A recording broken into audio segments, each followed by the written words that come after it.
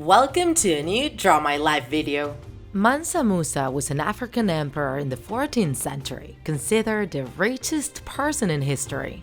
There is historical research that calculate his fortune translated into today's money would be over $400,000 million.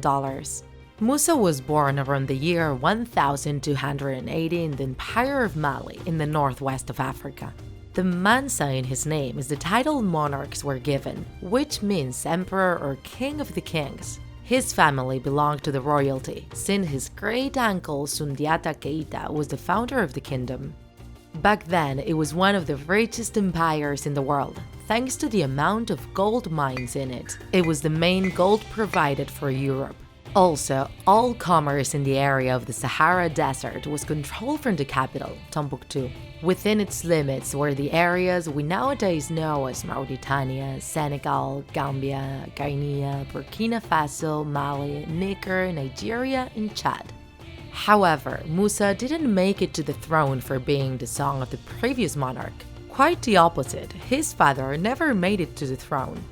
But back then, there was a tradition that made the emperor name a Kankoro Sigi, or a deputy who would govern in his absence, before going on an expedition.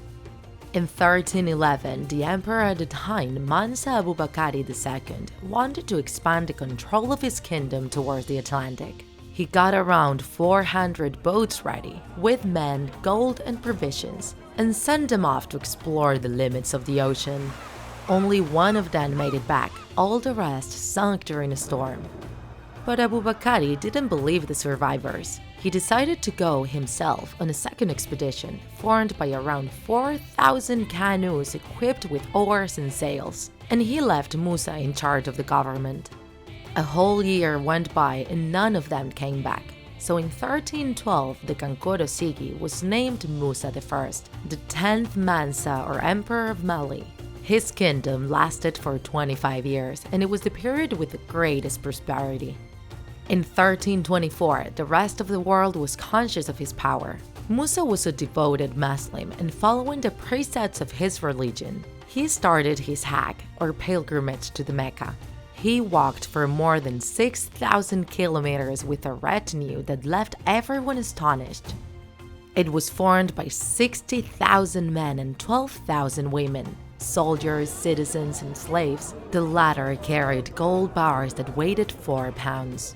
Also, 500 heralds dressed with fine silk and golden scepters. An uncountable number of horses and camels as well, some of them carrying more than 50 kilos of powder gold. Of course, Musa paid for all the food and provisions of the retinue. It was so long that you couldn't see them all at one site. Every Friday, they were told to build a new mosque, whatever they were. On his way, he gave gold to all the poor people he found. But this charitable gesture ended up causing chaos in big capitals, such as Cairo, Medina, or the Mecca. Suddenly, everybody had gold. The appearance of so much gold caused a hyperinflation that made it lose all its value. In order to fix this, Musa had to buy all the gold he could from moneylenders, paying for it a very high interest. But Mansa Musa's kingdom was not only based on ostentation. He also used a big part of his money in developing and urbanizing towns, building schools, mosques, and universities. Some of them still standing and working nowadays.